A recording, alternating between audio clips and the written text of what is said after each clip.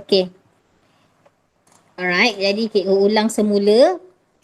Hari ini kita akan membincangkan tajuk bab baru, bab 5, iaitu tajuk dia adalah termokimia. So dalam termokimia ni dia ada satu subtopik sahaja iaitu tindak balas endotermik dan tindak balas exotermik.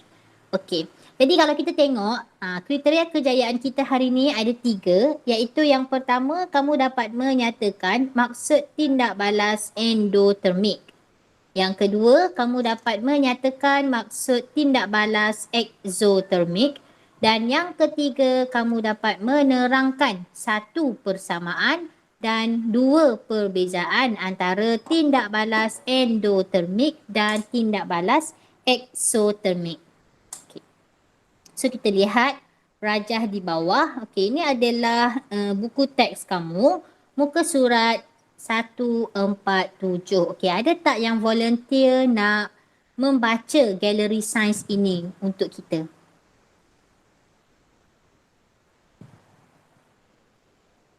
Okey, cikgu minta Fabian tolong bacakan boleh? Boleh, Cikgu. Okey, Fabian baca perenggan pertama dan kedua. Setiap tindak balas kimia disertai dengan perubahan bentuk tenaga. Semasa tindak balas kimia berlaku, tenaga kimia yang tersimpan dalam bahan tindak balas lazimnya ditukar kepada tenaga haba yang dibebaskan ke persekitaran. Termokimia ialah kajian tentang perubahan haba semasa tindak balas kimia berlaku. Terdapat banyak aplikasi termokimia dalam kehidupan harian kita, termasuklah pek panas segera dan pek sejuk segera, seperti yang ditunjukkan dalam rajah di bawah. Okay, thank you Fabian. So dekat situ awak nampak satu istilah iaitu termokimia. Jadi termokimia ni dia adalah satu kajian tentang perubahan haba semasa tindak balas kimia berlaku. Jadi actually dekat dalam kehidupan seharian kita ni ada banyak aplikasi termokimia. So antaranya adalah pek panas segera dan pek sejuk segera. Pernah dengar ke pek panas segera dengan pek sejuk segera ni? Okey. Mungkin ada yang pernah dengar dan mungkin ada yang tiada pernah dengar. Okey. So kita nak tengok apakah itu pek panas segera. Okey, cikgu nak minta Karwan tolong baca boleh? Karwan boleh bacakan tak? Yang pek panas segera tu, Cikgu? Yang pek panas segera tu. Ke Izzat boleh tolong bacakan? Boleh, Cikgu. Okey, Izzat tolong bacakan. Pek panas segera digunakan untuk membebaskan haba ke kawasan persekitarannya. Haba yang dibebaskan oleh pek panas segera ini dapat melegakan kekejangan otot dan menambah saiz lumen di dalam kapilari darah supaya kadar peredaran darah yang melaluinya meningkat. Okay, thank you. So, pernah tak kamu jogging ataupun dalam hari sukan sekolah, kejohanan sukan tahunan tu, tiba-tiba kaki kamu cramp. Kan, ataupun kamu jogging, tiba-tiba kaki kamu cramp. So, biasanya bila kaki kamu cramp, kamu akan ambil satu ice pack kan? Okay, kamu akan ambil ice pack untuk kamu letak dekat tempat yang cramp tu. So, sebenarnya ice pack tu, dia kita panggil sebagai pek panas segera. So ice pack tu dia akan membebaskan haba. Okey, dia akan bebaskan haba ke kawasan yang kejang tadi tu. Okey, bahagian muscle kita yang kejang. Kenapa muscle kita kejang? Sebab kawasan kawasan kejang tu, otot dekat situ tu, dia punya peredaran darah dia macam kurang baik. Okay, so apabila kita letak pek panas segera ataupun ice pack dekat situ, jadi haba yang dibebaskan oleh ice pack tadi tu dia akan dia akan membesarkan saiz lumen dalam kapilari darah supaya peredaran darah dekat bahagian tersebut akan meningkat. So bila darah mengalir dengan baik, barulah kawasan yang kejang itu akan kembali pulih. Okey, boleh faham tak? Boleh. Okey, yang kedua adalah pek sejuk segera. Siapa boleh baca pek sejuk segera? Karwan boleh baca tak? Senyap je Liu Carwen ni. Ada ke tak ada?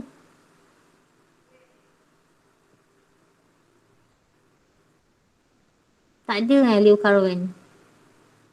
Okey, so kalau tak ada cikgu lah yang baca nampaknya. So pek sejuk segera ni kita guna untuk menyerap haba daripada persekitaran. Okey, jadi haba yang diserap oleh pek sejuk ni dia akan dapat mengurangkan bengkak luka. So macam mana bengkak ni boleh berlaku? Contohnya kalau awak berjalan tiba-tiba awak jatuh, okey, ataupun awak terhempak oleh sesuatu permukaan yang keras, so akan nampak macam bengkak ataupun lebam warna biru kan. So sebenarnya lebam itu atau bengkak itu dia disebabkan oleh luka ataupun pendarahan dalaman dalam kulit. So kita tak nampak darah mengalir. Tapi sebenarnya kawasan itu memang luka. Jadi pek sejuk segera ni dia akan serap haba daripada persekitaran. Dia dapat tujuan dia nak mengecilkan saiz lumen dalam kapilari darah dekat kawasan yang bengkak ataupun luka tadi tu. So that apabila saiz lumen tu menjadi kecil, jadi kadar peredaran darah dekat kawasan luka tu dia akan menjadi kurang. So apabila kadar peredaran darah dekat kawasan itu jadi kurang, jadi dia akan menghentikan pendarahan. Okey, itu yang menyebabkan lama-lama bengkak tu dia akan surut. Okey, biasanya kalau kat rumah bengkak mak awak akan tuam kan. Kalau betul tak istilah dia tuam? Kita panas-panas gosok-gosok sikit kita tuam dekat kita kenakan haba. Maknanya kita bagi haba dekat tangan kita, kita letak dekat tempat yang bengkak. So haba tu dia akan diserap oleh kawasan yang bengkak tadi tu. Okey, Fahmi lambat masuk. Kesian cikgu seorang-seorang dengan kawan kamu 3 orang. 3 orang tapi yang lagi seorang ni pun cikgu tak tahu, tak dengar suara dah Karwen. Karwen kalau kamu ada dekat sini dalam Google Meet ni, oh ada. Okey, sorry cikgu tak dengar suara kamu. Okey Oh, Fahmi pergi tandas. Okey, tak apa Fahmi. Dengar cikgu terang. Kalau ada soalan nak tanya boleh tanya. Okey Karwen, thank you. Karwen tak boleh on mic Mic boleh on tak?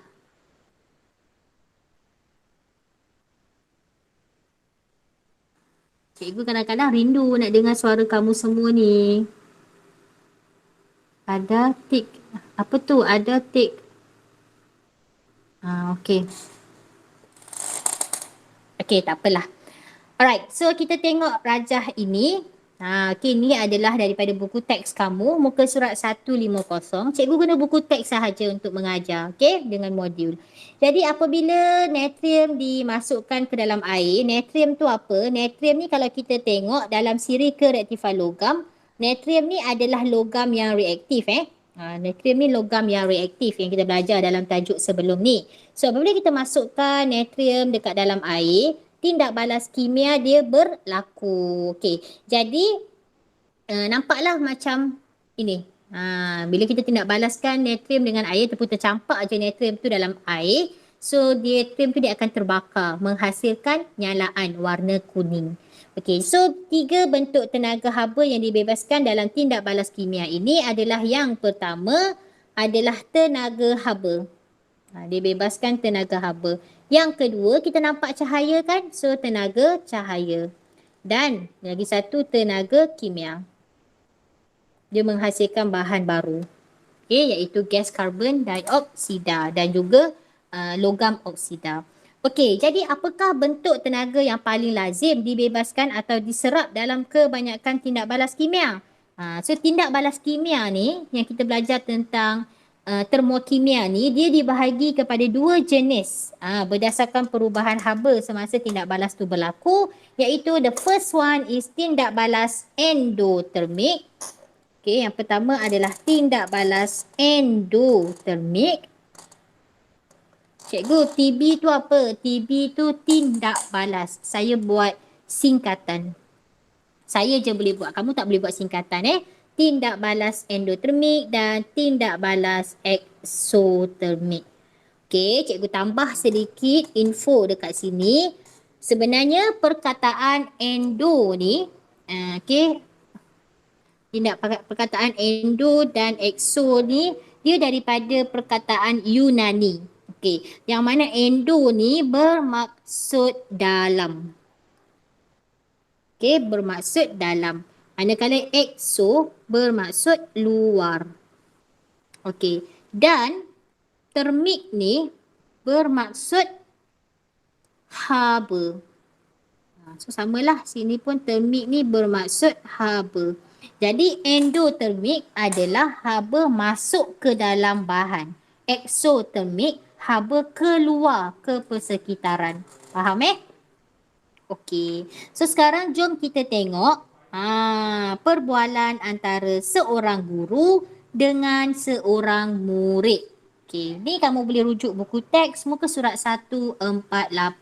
Okey, siapa nak jadi cikgu hari ni? Siapa nak jadi cikgu? Fahmi, Fahmi boleh on mic tak Fahmi? Apa cikgu? Fahmi boleh on mic kan? Ha. Okey, so Fahmi jadi cikgu boleh? Cikgu yang ni, oh yang ni. Dalam Baju cerita biru kita ni. ni. Yang baju biru ni boleh? Ha. Macam sama pula, cikgu pun pakai baju biru hari ni kan? Okey, Febian jadi murid boleh?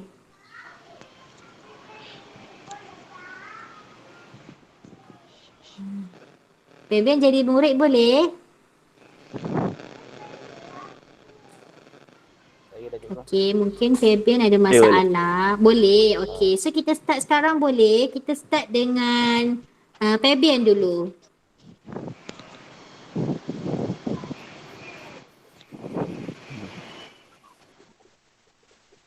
Cikgu, bagaimanakah kita dapat mengenal pasti tindak balas dalam gambar foto 5.1? Ini sama ada tindak balas eksotermik atau tindak balas endotermik.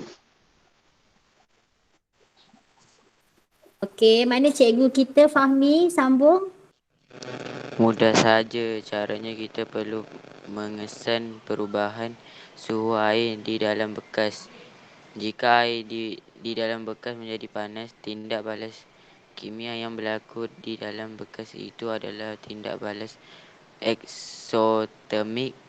Jika air di dalam bekas menjadi sejuk, tindak balas kimia yang berlaku di dalam bekas itu adalah tindak balas endotermik.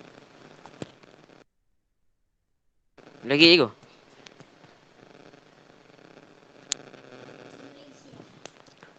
Sekarang cikgu ingin bertanya. Nyatakan satu alat pengukur yang sesuai digunakan untuk mengenal pasti tindak balas eksotermik dan tindak balas endotermik. Kemudian terangkan jawapan kamu itu. Okey, good. Fabian sambung. Termometer cikgu. Bacaan termometer.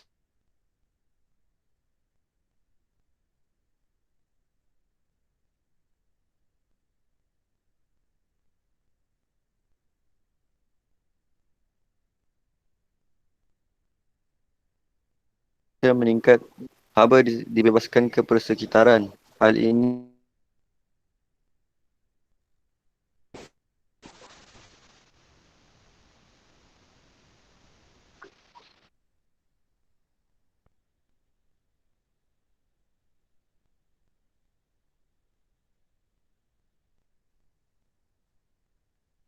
Okay.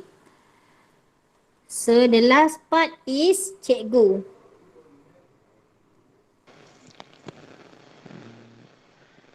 Bijaknya kamu, mari kita jalankan eksperimen 5.1 untuk membanding dan membezakan antara tindak balas eksotermik dan dengan tindak balas endotermik.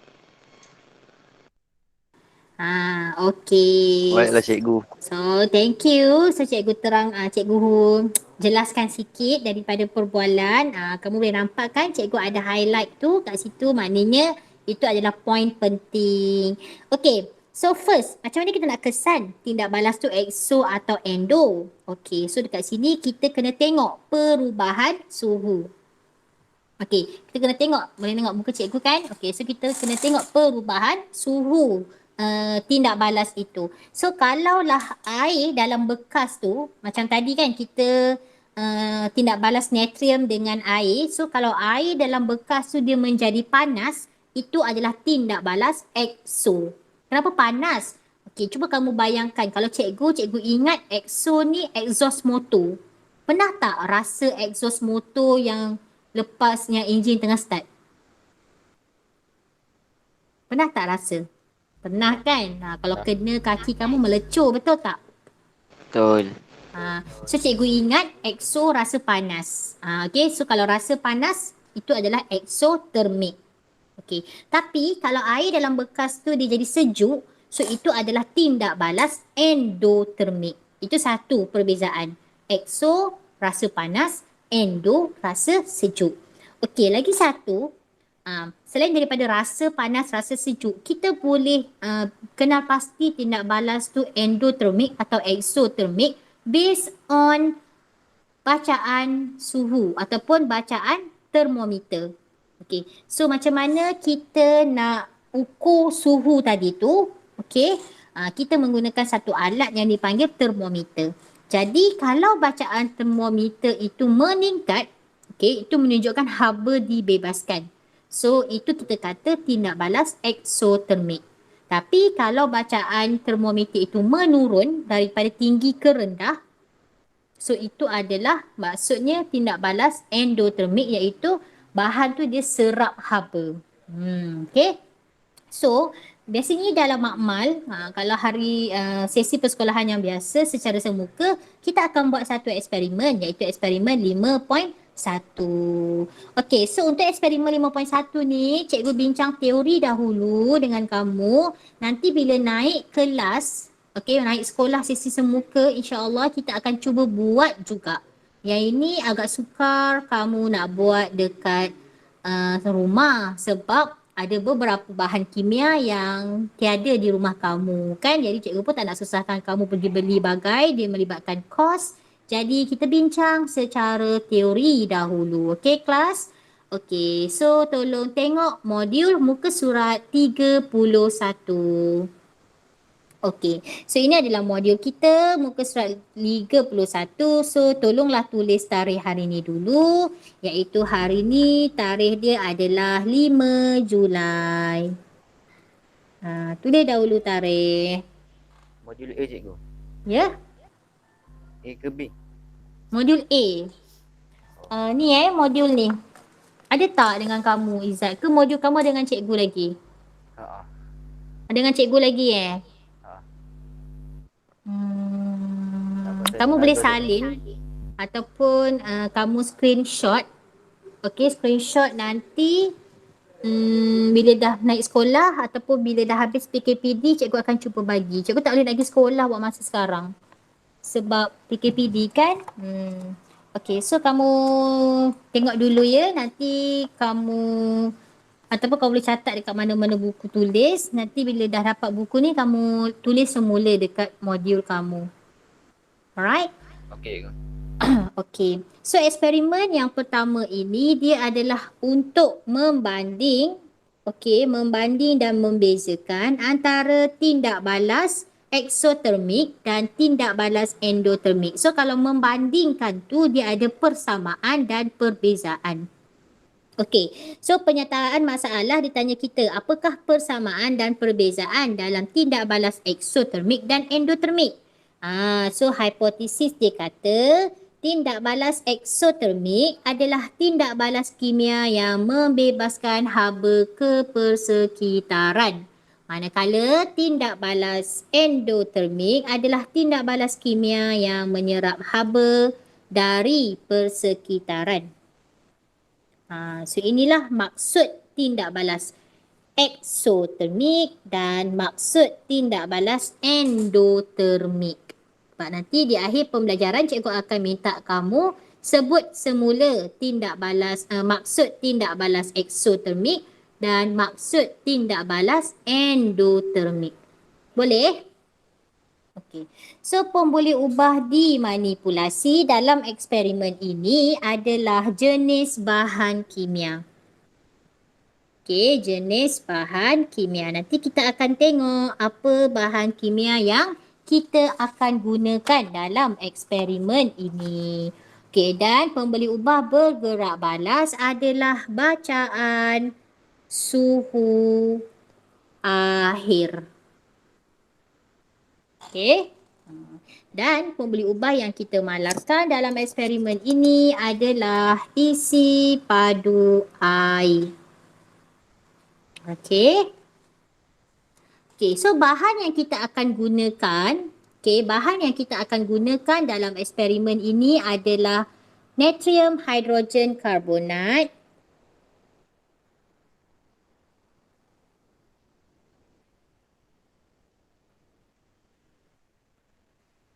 and then natrium hydroxide,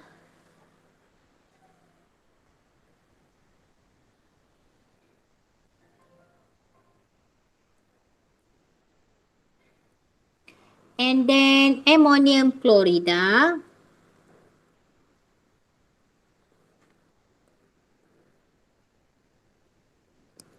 and then larutan natrium hydroxide,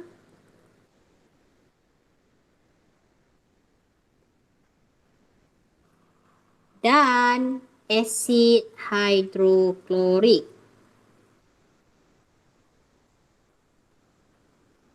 Okey, so itu adalah bahan kimia yang kita akan guna dalam eksperimen ini. Okey, manakala radas yang kita akan guna adalah cawan polistirena,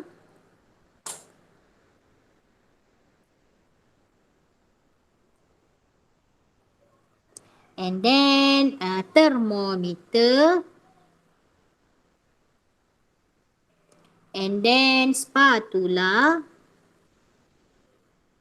dan silinder penyukat.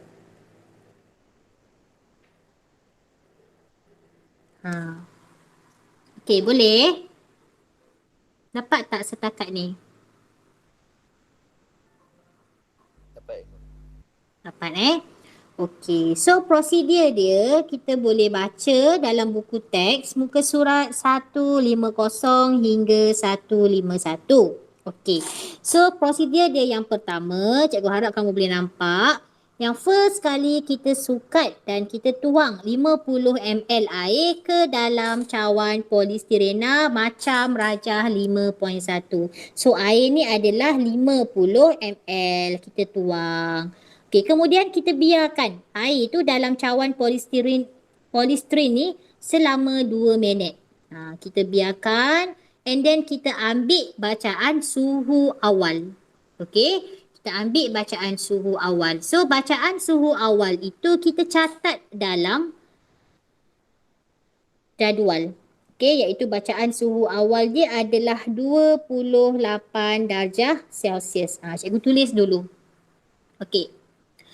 Kemudian baru cikgu masukkan 2 spatula natrium hydroxide ke dalam polistiren tadi.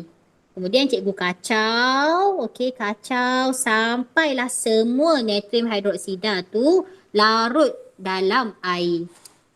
Hai Asyari lambat masuk hari ni. Asyari dah half an hour dah kita start kelas. So kemudian bila kita kacau, dah larut, baru kita catatkan suhu maksimum atau minimum yang terdapat dalam jadual. So mengikut teori yang cikgu ada pada cikgu buat tahun lepas, biasanya cikgu memang buat every year eksperimen ni. So suhu dia selepas tindak balas, lepas kita kacau, suhu dia adalah 35 darjah Celsius. Suhu dia adalah 35 darjah Celsius. So, cikgu nak tulis apa dekat atas ni? Dekat atas ni kamu kena tulis natrium hydroxide tambah air. Yang pertama ni, kolom yang pertama tu adalah natrium hydroxide dan air. Yang kedua adalah garam amonium. Okey, garam amonium klorida tambah air. Okey. Yang ketiga, yang ketiga ini kita buat asid hidroklorik dan asid hidroklorik dan natrium hidroksida.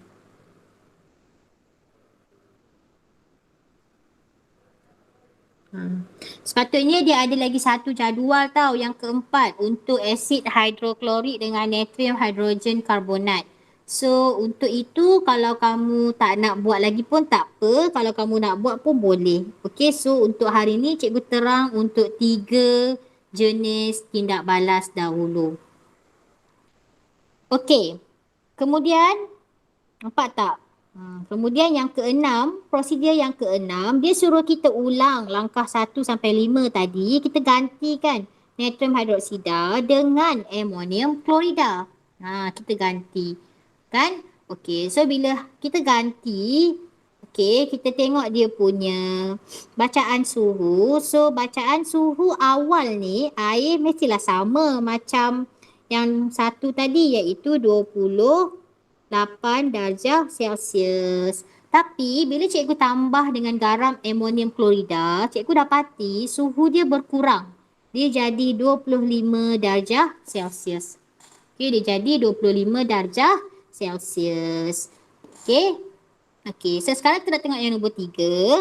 Nombor 3 ni, prosedur yang ketujuh ni Okey, dia suruh sukat dan tuang 25 ml asid hidroklorik ke dalam cawan polistirena. So mana ni? Inilah 25 ml asid hidroklorik. Kita sukat dan cikgu masukkan dalam cawan polistirena. So cikgu biarkan asid ni dalam cawan ni selama 2 minit. Kemudian cikgu ambil bacaan suhu awal. Okey, bacaan suhu awal. So, bacaan suhu awal dia pun sama juga. Kita anggap bacaan suhu persekitaran, iaitu 28 darjah Celsius. Okey, kemudian what happen? Cikgu sukat dan tuang 25 ml larutan natrium hidroksida yang ini ke dalam cawan polistirena yang mengandungi asid hidroklorik tadi. Ni pun 25 ml. Kemudian cikgu kacau.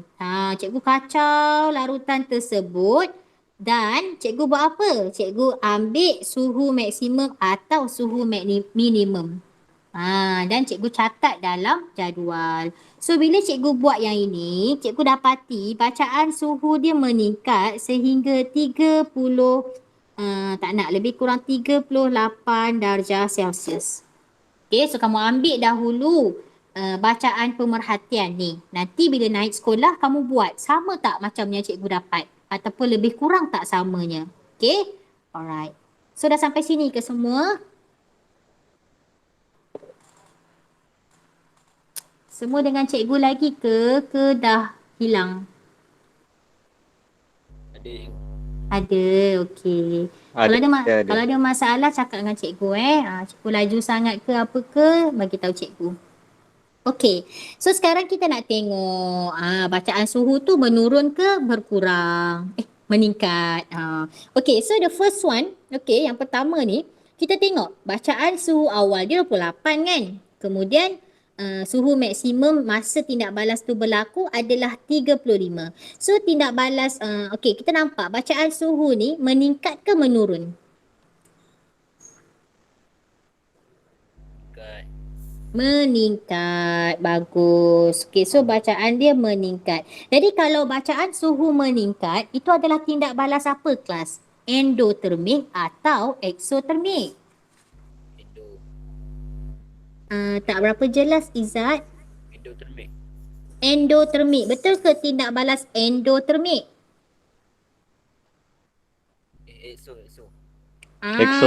Eksotermik. Kalau lupa tengok Okey, kalau kamu kok lupa atau confuse, kita tengok perbualan antara Cikgu Fahmi tadi dengan Fabian. Tengok kan? Mana? Dekat sini. Dia kata, bacaan termometer meningkat menunjukkan haba dibebaskan ke persekitaran. Hal ini ialah tindak balas eksotermik. Sebaliknya, kalaulah bacaan termometer itu menurun, maksud dia haba tu diserap dari persekitaran. So, itu menunjukkan tindak balas endotermik. Okay, itulah bezanya endotermik dan eksotermik. Okey, kita patah balik pergi dekat jadual kita. Ni jadual kita. Cikgu besarkan sedikit. Okey, so kita tengok yang kedua. Okey, yang kedua adalah tindak balas antara amonium klorida dan air. So suhu awal dia kita sukat tadi 28 darjah Celsius. Kemudian selepas tindak balas berlaku, suhu minimum dia adalah 25 darjah Celsius. Jadi suhu tu meningkat atau menurun? Turun. Menurun. Jadi kalau bacaan suhu menurun, itu adalah tindak balas apa kelas? Endotermik. Endotermik. Okey. Yang ketiga. Yang ketiga ni suhu meningkat ke menurun? Meningkat. Meningkat. So jenis tindak balas adalah Eksotermik. eksotermik. Okey. So sekarang cikgu harap kamu dah boleh bezakan yang mana satu endotermik dan yang mana satu eksotermik. Okey. So kita nak lihat perbincangan. Dia suruh kita definisi secara operasi bagi tindak balas endotermik. Tindak balas pembebasan haba dan penyerapan haba. Okey, untuk definisi secara operasi, kita mesti ambil kira berdasarkan pemerhatian. Mungkin ini adalah perkara baru untuk kamu. Jadi kamu dengar cikgu terang Okey, macam mana kita nak menjawab soalan ini? Okey, pembebasan haba ialah,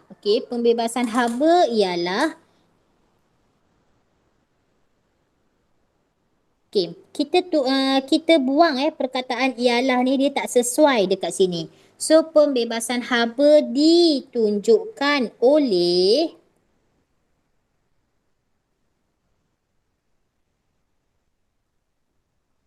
peningkatan bacaan termometer. Okey, cikgu ulang. Okey, pembebasan haba tu adalah eksotermik kan? So macam mana kita nak tengok? So pembebasan haba ni ditunjukkan oleh peningkatan bacaan termometer, iaitu daripada 28 darjah Celsius dia meningkat kepada 35 darjah Celsius. Okey, macam tu Okey, manakala penyerapan haba, kita potong ialah, cikgu tak nak ialah. Okey, dia ditunjukkan oleh apa kelas? Siapa boleh jawab? Ditunjukkan oleh apa? Penurunan apa? Izzat ke yang jawab? Cikgu tak berapa jelas suara Izzat. Izzat, sekali lagi Izzat. Penurunan bacaan termometer. Ya, penurunan bacaan termometer.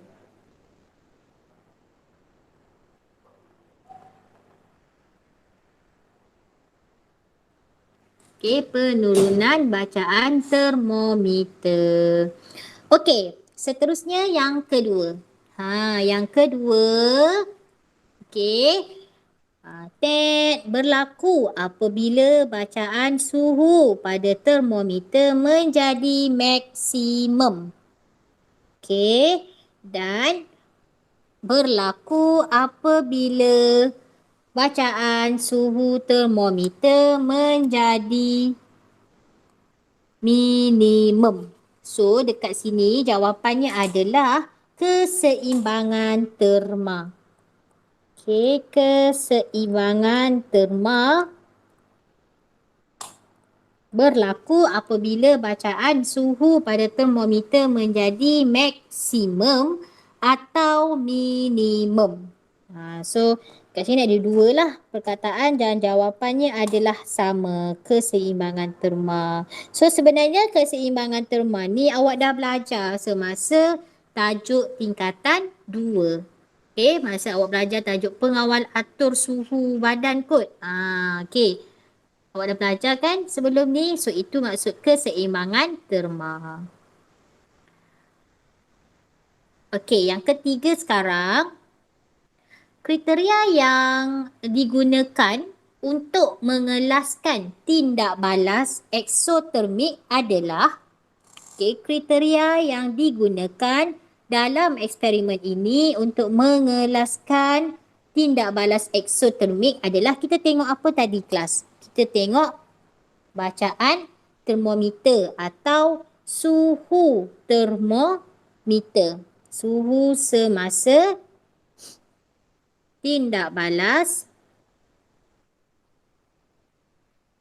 lebih tinggi daripada suhu sebelum tindak balas berlaku.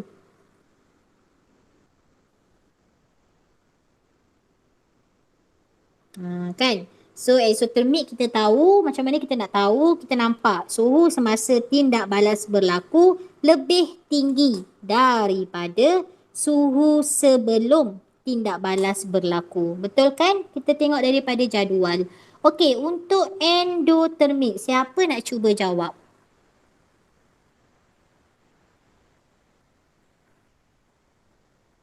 Okey, untuk endotermik, ada sesiapa nak cuba jawab? Dia terbalikkan je cikgu. Dia terbalikkan saja. So macam mana tu nak Lebih terbalikkan? rendah. Suhu semasa So semasa tindak balas lebih rendah daripada suhu sebelum tindak balas berlaku. Okey.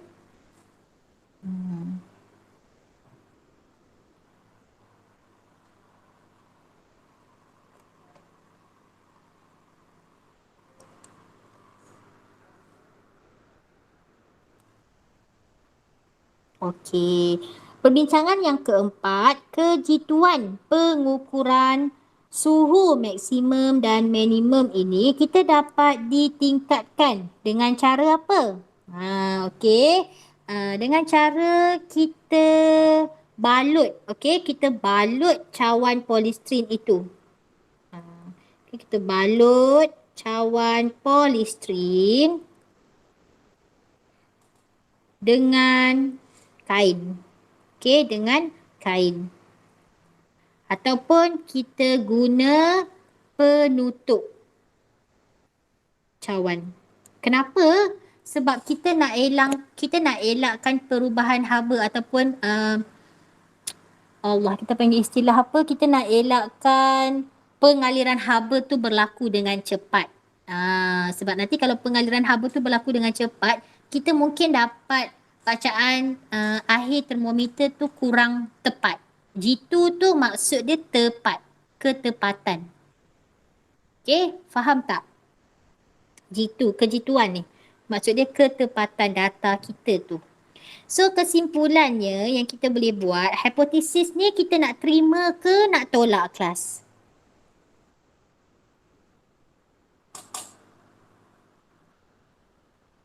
Hipotesis kita nak tolak ke nak terima? Ya, hipotesis diterima. Siapa boleh ulang balik hipotesis kita apa?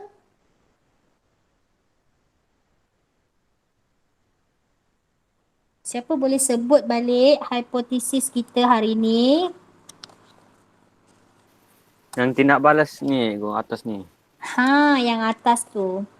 Menentukan suhu. Yang ni, okey. Tindak balas eksotermik ialah tindak balas kimia yang Ha, ya. membebaskan haba ke Mhm. persekitaran. Tindak balas eksotermik ialah tindak balas kimia. Okay, cikgu buat singkatan je tau. Kamu kena tulis ayat yang penuh.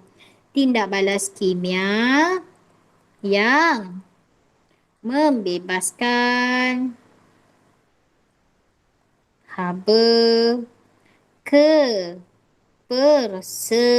persekitaran. Manakala tindak balas endotermik ialah tindak balas kimia yang menyerap haba dari persekitaran. Okey, boleh ke?